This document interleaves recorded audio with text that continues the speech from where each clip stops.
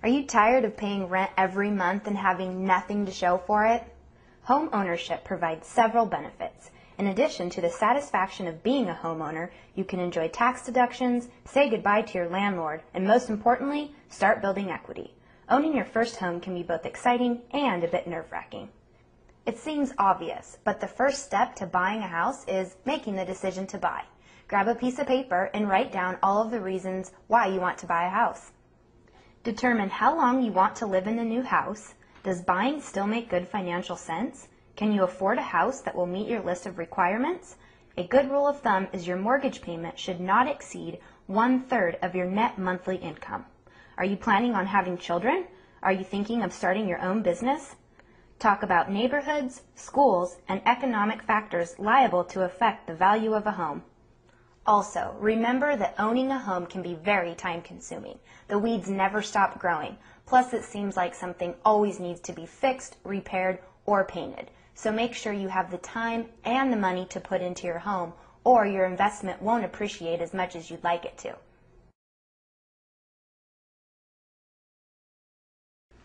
When buying a home, it is highly recommended that you be pre-approved before you start looking at homes.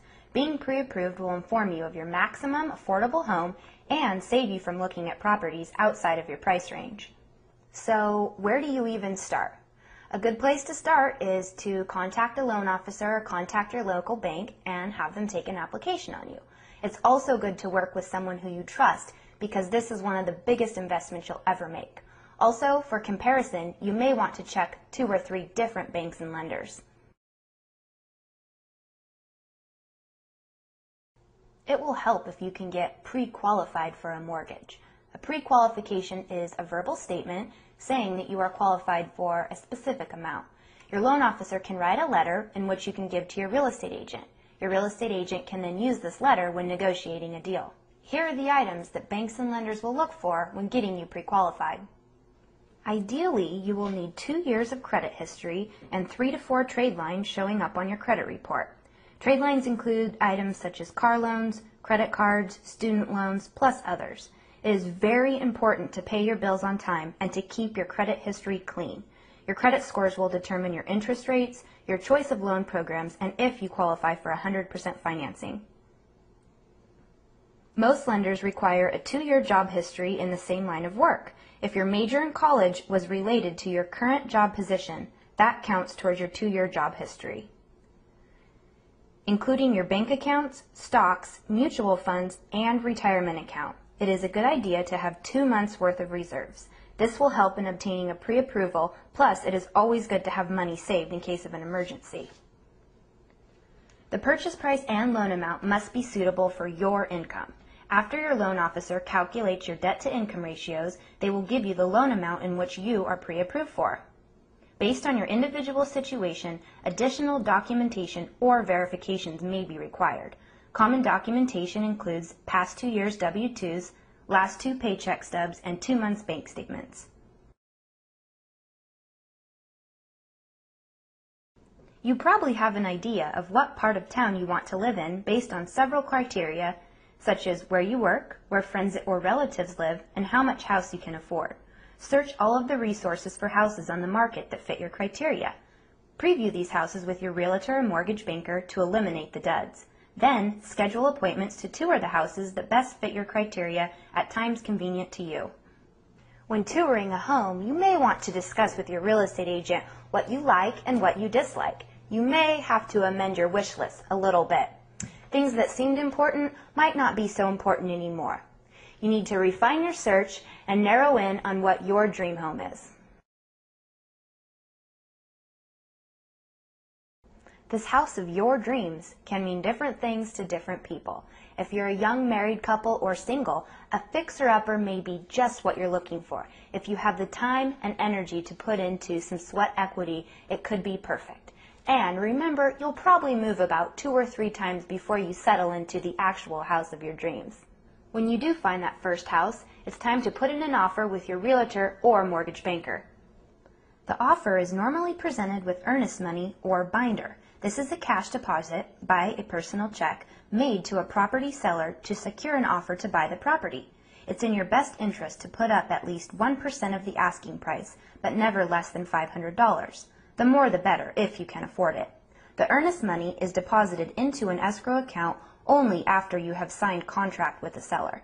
If you end up not getting a signed contract with the seller, the check is returned to you. First-time home buyers often freak out about the earnest money check. It's often the largest check you've ever written. However, trust your real estate agent. They wouldn't have been recommended to you if they had messed this part up in the past.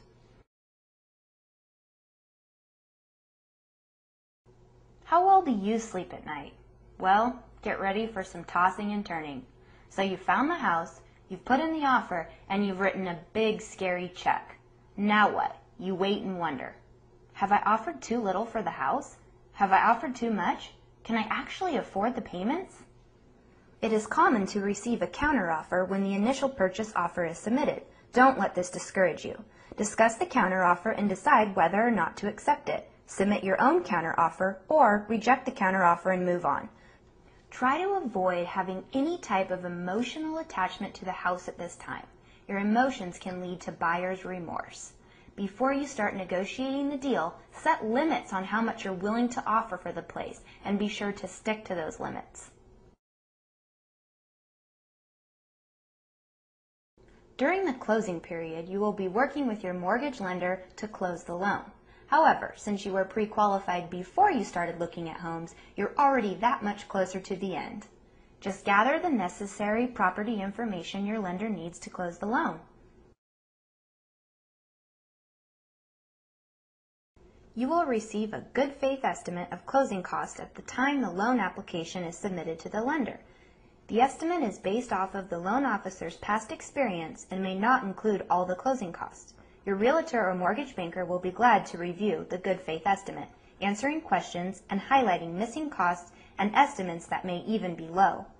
There is always the option of negotiating the closing costs with your seller, especially if you are in a bidding war or if you've offered more than the asking price. This is a good time to get advice from your real estate agent or mortgage broker. However, it's not the time to get picky. Also remember that the actual closing of the deal may be 30 to 60 days out in order for the loan to be approved and finalized. Plus, you'll have to negotiate a closing date with the seller. Be respectful to the seller because they're probably closing on a new home loan too, and maybe they want their kids to finish out the school year. Like I said, be respectful because you'll be a seller someday too.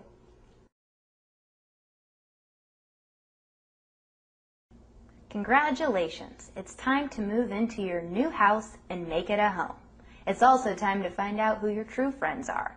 Be vague about your move-in date or you'll be surprised at how many things are going on out of town that weekend. Thanks for your attention.